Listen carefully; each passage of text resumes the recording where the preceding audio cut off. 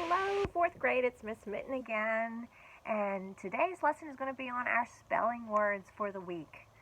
We are going to go over each word so everyone knows how to pronounce them and maybe talk about a little bit of what they mean, a little bit like what we do in class. Sorry for some of the background noise because I thought I'd get some fresh air and get out of the house a little bit and sit on my front porch. So hopefully this will work okay. Get out your spelling books. Remember these? It's been a while, so get out your spelling books and let's turn to page 32. We're going to start with list 28.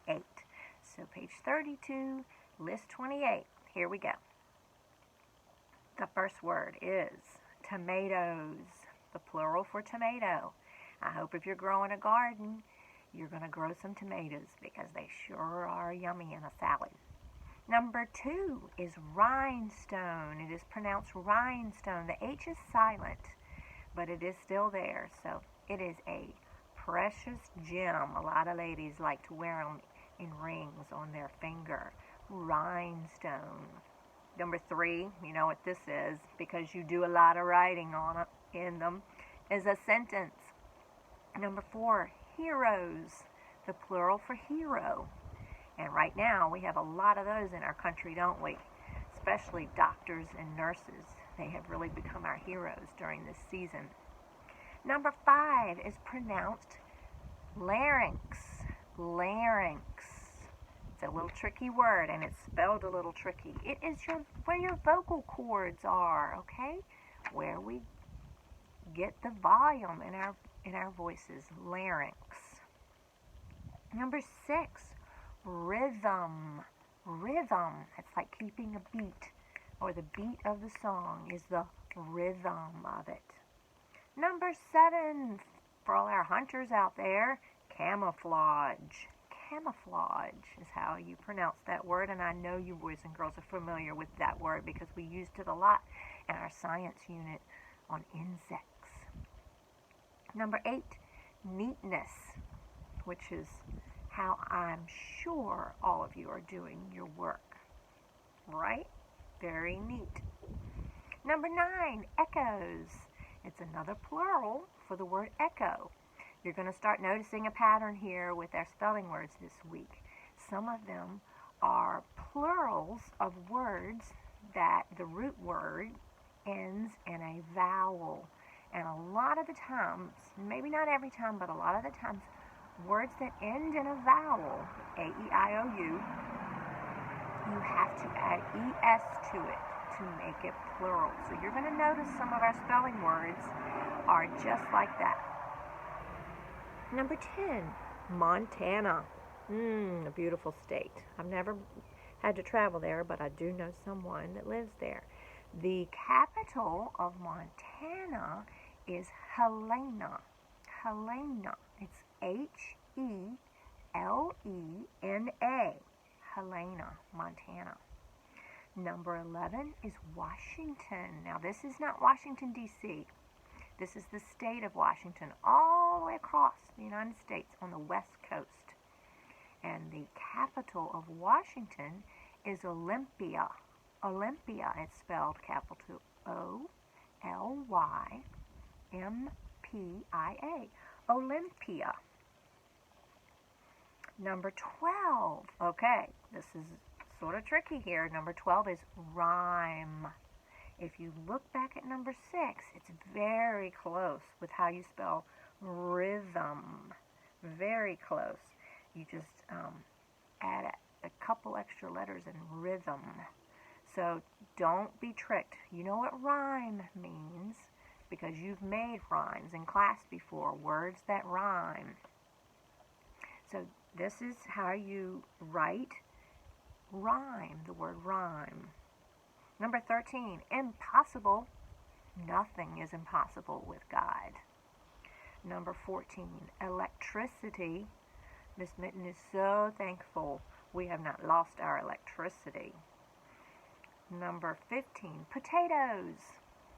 Again, a lot like tomatoes. It's the plural of potato. Number 16, glossary. Glossary. Now that's a little different than a dictionary. You will have a glossary sometimes in the back of some of your textbooks. It helps you find what pages you can find that specific word in your textbook. A glossary does that. Number 17, rhinoceros. Okay, we don't have any of these in the state of Virginia.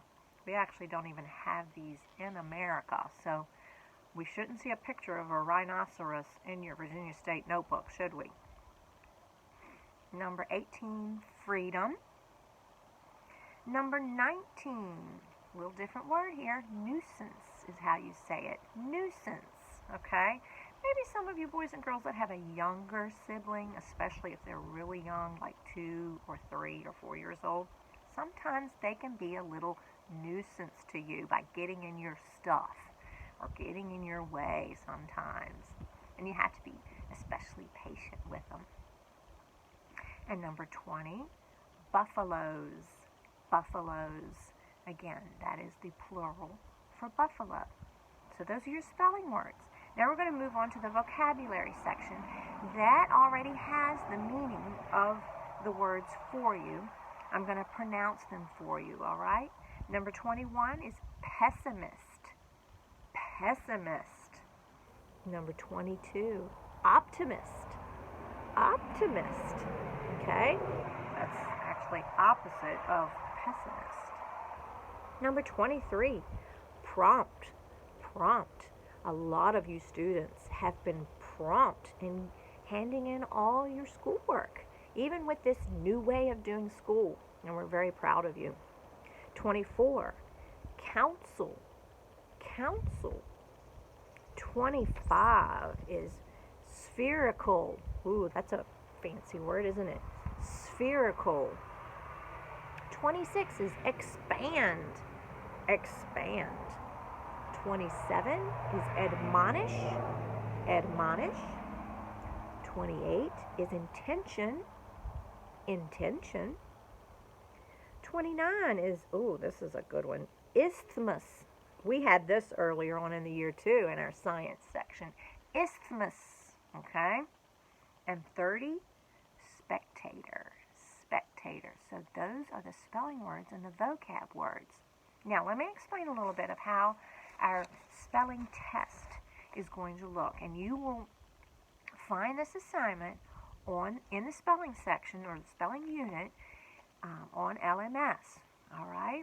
But I thought I would explain it since it's going to be a little new and a little different than what we usually do. What Miss Holloway and I would like for you to do at the end of the week, after you've done all these other assignments and practiced your words, you are going to write each word, okay?